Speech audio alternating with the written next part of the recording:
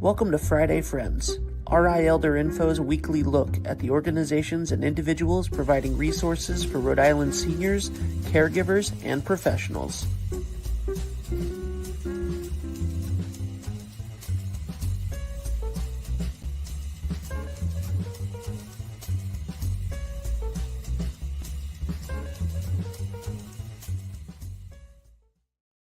Good morning, everybody. Happy Friday. It is 9 o'clock on Friday, and you are joining me, Deb Burton, Executive Director of RI Elder Info, for this week's episode of Friday Friends. I'm super excited to talk to the guests that we have on today, Mr. Weiss.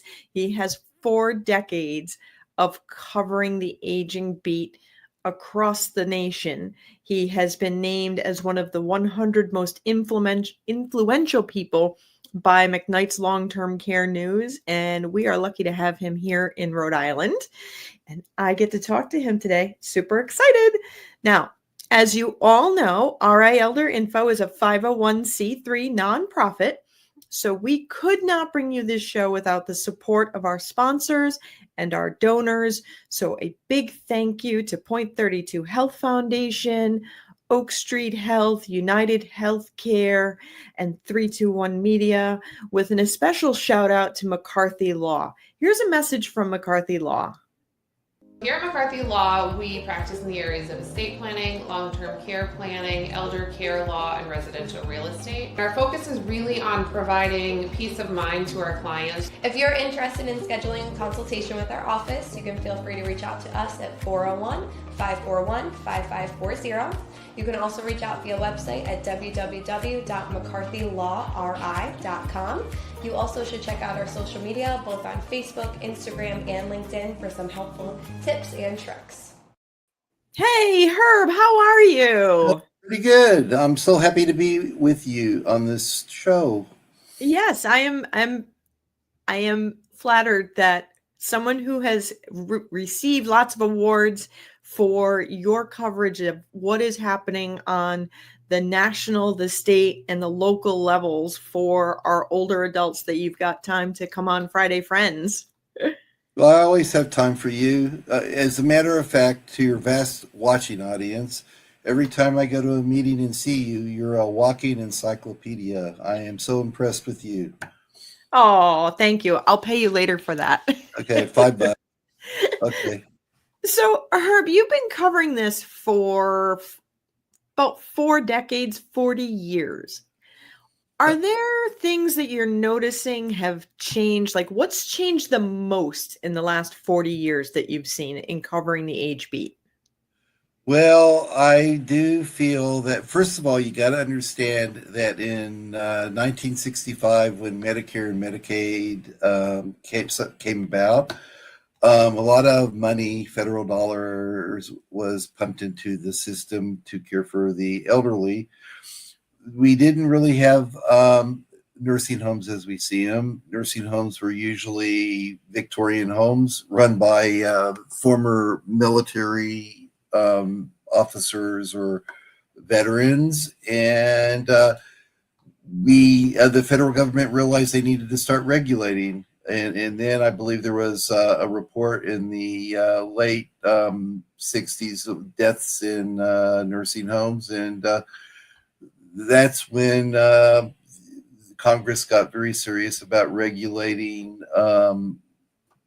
nursing homes and also regulating professionals who care for seniors.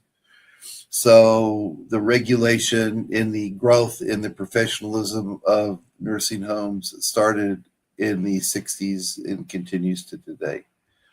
Absolutely. So, those nursing home fires, there were many that occurred in the late 60s. The biggest one was actually I want to say, week of Thanksgiving, a couple days before Kennedy was killed. So the nursing home fire occupied the news for a period of time because people literally, their chairs wouldn't fit through the door to get out. And it was a huge tragedy. And you're right, it was definitely the impetus for putting in some oversight in our long-term care system. Unfortunately, for a lot of reasons, Kennedy got shot, and it kind of overshadowed that, but the work did continue. So I'm glad that you brought that up Sure. about the And oversight. also the Administration on Aging, people might look at that as funding nutrition programs and Meals on Wheels. And also, every 10 years, you're supposed to have a White House Conference on Aging to plan policy for the nation. I was in graduate school in the 70s, and my graduate school was paid for by the Administration on Aging to pay for nursing home administrators. They wanted to professionalize long-term care, and so they funded academic programs to train people. I believe I was one of the last people to receive that grant when I was in school in the 70s. Now I'm telling you how old I am, but a lot of money's been pumped in there. I can say that one of the things that I saw when I was a young reporter in the 90s, I used to cover the House Select Committee on Aging, and Congressman Pepper was the chair of the House Select Committee on Aging, and they did a lot of studies and the reports. They were not legislative standing committees created legislation. They were investigative, and their job was to put a spotlight on problems and issues and policy changes that were needed to be made in federal programs.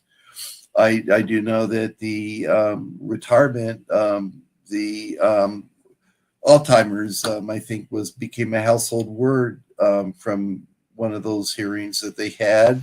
They also were instrumental, this panel, to get the congressional support to do regulations of home health care. Okay. They also, you had about 35 or 40 people on this House Age Select Committee on Aging, and these people also served on standing committees. So they were very well versed on the issues of aging by being on this House special committee. And then they would go to the standing committees that made legislation, and they would introduce bills that would come out of issues they saw at hearings. So it was eliminated in '93 for budgetary reasons.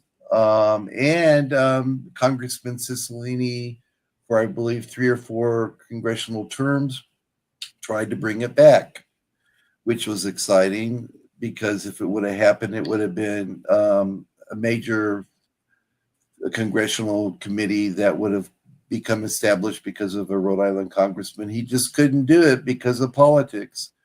He couldn't get Republicans on board. Okay. And Seth Magaziner picked up the torch, and during his first term in Congress tried to get it reestablished. And I hope with the new Congress, he will be able to find somebody to co-sponsor it, hopefully a Republican, because you're going to need to be bipartisan to get that through. That is something in my 40 years that I feel is needed. I know the Senate has a Senate Special Committee on Aging, and they've done a lot of worthy. They've really impacted a lot of things over in the Senate, and they've actually been able to be bipartisan. Okay, in regards to what they did. They just had a hearing a couple weeks ago on wellness, health and wellness, and the importance of health and wellness, and they're not funded. So that's just how it is.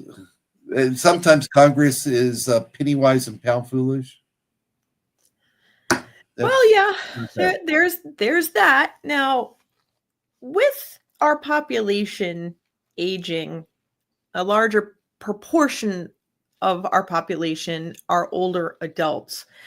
Do you feel like Washington is the space where changes need to come from, or are there things that can be done here locally that would enable us to live more fuller lives independently in our own community? Well, I think it probably comes from Washington. Okay, for one of the things that may be happening is Medicaid is a program, a 50-50 match of federal state government, and it is there for a lot of low income seniors for their health care. And there is a push in Washington with the new administration and the Republicans controlling both the House and the Senate to possibly block grant Medicaid, and instead of paying a 50% of the cost, they just throw it to the states, and the states will have to spend the money the way they might want to spend the money. So there could be a pretty big impact at the federal government, Congress. Social Security. I know that President Trump wants to not tax Social Security.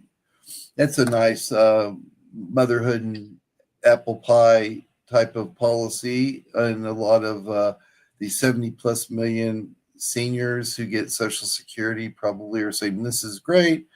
But if you don't, I'm working and I'm on Social Security and I pay taxes on my Social Security. I just think that if that happens, less money and income is going to go, funding is going to go into the program. And it may not be a great thing for the financial viability of Social Security. And as you know, and I've heard you say it at meetings, a lot of seniors, probably a whole bunch of seniors, are trying to survive on Social Security.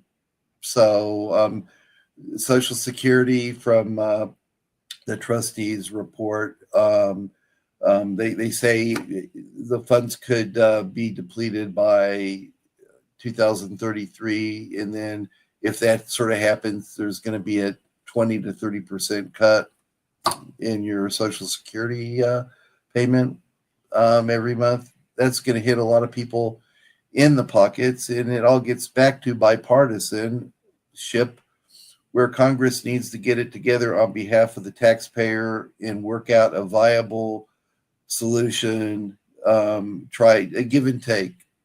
You don't go for the whole loaf, Republicans or Democrats, you go for half a loaf. And you try to put a program together to keep it financially stable for the current generation and for future generations. One of the things that's being floated in Washington to try to increase the stability, financial stability of the program, is raising the full-time retirement age. I think I was 67, and they may want to raise it up to 68, 69, 70. Who knows? And that's only going to hit the people who are before me. The younger generations before the baby boomers are going to have to work longer until they can get that assistance. I think everything flows from Washington. Okay. And how do you get your sources for your information, for all the articles you wrote? I think I saw you've written around 1,100 different articles. So how do you get the information so that you can report on such a regular basis? Well, after 40 years of being in the field, I do have contacts in national organizations. I try to keep in touch with them. I'm definitely on their press list to get information.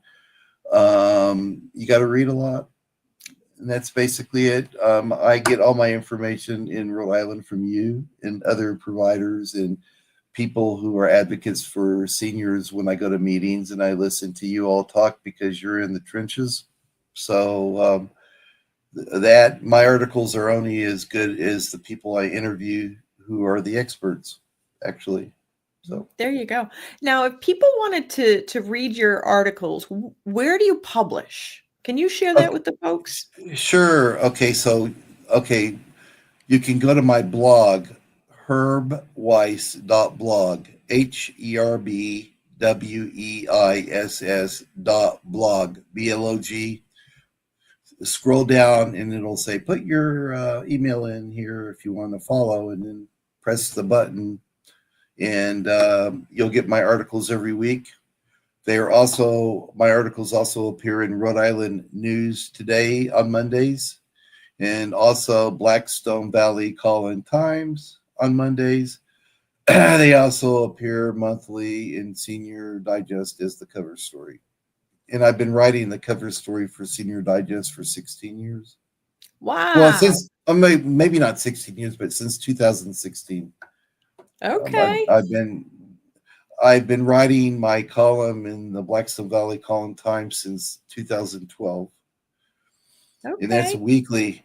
And because of writing all these articles, I'm able to compile books, and I'm about ready to publish my third book on my articles. Tell me more about your books.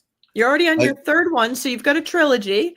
Yes. Okay. Number two? I started. My first book was Taking Charge: Collected Stories on Aging Boldly.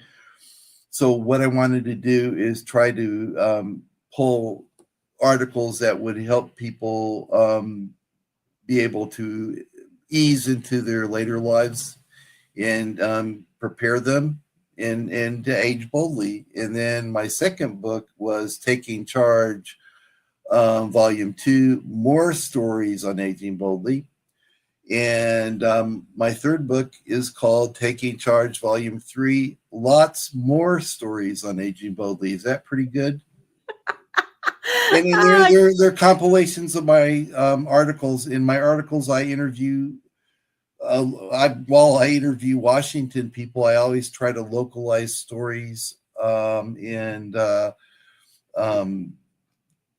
make it people understand it a little bit better at the local level. And I can safely tell you that AERP Washington has probably the best reports, studies, or polls that I've seen in my 40 years of writing. And I always try to follow what they're releasing. That they have topics on from A to Z, caregivers, consumer fraud, sexuality and aging, anything you want. And they're great. And shout out to AARP for their research. Well, give credit where credit's due. As a matter of fact, of course, Pew Research has good studies, but AERP is totally focused on this, and they put the money behind the research, and the research is independent research. They follow protocols. You would know that being a PhD, I believe. MS, but yeah, MS. Gerontology. Well, someday you'll get a PhD. Not a doctor yet. Okay, but so anyway, so I try to I use my articles in writing as a bully pulpit. This is how I do my advocacy. I know you do your advocacy through your clients and through going to meetings. In you basically know the feel, the needs of the people who are needing the services, so you know what to push for. So we all have our different areas in the arena, But absolutely. But like I say, you've given me a lot of good ideas for stories over the years. And that's the God's honest truth. So if you had the opportunity to say, interview somebody at any point in time and talk to them about aging, any person living or dead, who would that be? And for aging, I'll tell you the person. Well, I'll tell you the person who just came to mind is Albert Einstein. There you go. Living or dead. Yeah. Because while he was so scientifically based, he had a spirituality to him, and he was able to merge spirituality with concrete scientific method science. I love that. And yeah, so I would love to talk with him. I would also love to. I went to Congressman Claude Peppers. He was chairman, like I said, on the House Aging Committee, and when he died, he was so prominent they put him in the Capitol for a viewing, and I actually went there and stood by his casket. I would have loved to talk to him because he made such a difference in public policy at the federal level. Actually, so Wow. those are a couple. That is awesome. So if people wanted to reach out to you, if they had thoughts on some of the things going on or ideas for stories, how can they reach you? Is They it could through your website? Well, one is, yes, they could go to if they go to herbweiss.com, that actually is the website for my 3 books, so they can actually check out my books. But it also has my blog on it, so they can hit my blog and see articles. And then there's a contact. They can email me from that website. And I'm always looking for these deadlines come fast and furious when you do weekly articles. So I'm always looking for story ideas. I can't promise you that I would do it like next week, next Monday, or the Monday after. But what you're doing is planting the seed. And I usually come around and have done stories that people have given me ideas to do, but it's taken a month or two to sort of get it together. Things come up, you know. Absolutely. I gotta cover the crises or the hot topics. Oh, I understand how that happens. Yep. Well, Herb, I know you're on a deadline, so I'm really glad that you were able to join me today. It's an honor to be able to interview somebody who interviews people for a living. This has been wonderful. Well, I'm honored to be on your screen and in your vast watching audience. What did you say? You have 5 million viewers? Is that what you said? Not quite 5 million, not yet. Okay, well, but yeah, we reached over across all the platforms and every organization. We've reached over 1 million people last year. So I can actually get your link and put it on my website? Is that Absolutely. what I can do? Well, I'm going to put you on my website, herbweiss.com. I'm Awesome. honored too. Well, thank you so much for coming on today. Oh, I really appreciate you. Thank you. Everybody, Herb writes amazing stories that really do break down into real language what is happening in the policy sphere of Washington, as well as what's happening here locally. And he does it in a way that makes it much easier to understand than sometimes the way legislation is written. He breaks it down for everybody to be able to understand what is it saying and how might it impact individuals, our older adults and ourselves as we age. So I encourage you, check out herbweiss.com, subscribe to his blog, herbweiss.blog, and follow the information he's sharing so that we can all be informed about what is coming and form informed opinions on the direction that policy needs to be and where we want to focus our advocacy efforts. So I am so glad that you have all joined me again this week. I look forward to seeing you next week. In the meantime, be well and be kind. If you liked this video, please follow us on social media and subscribe on YouTube. For more information, visit rielderinfo.com or call 401-585-0509. If you have any questions, email deb@rielderinfo.com.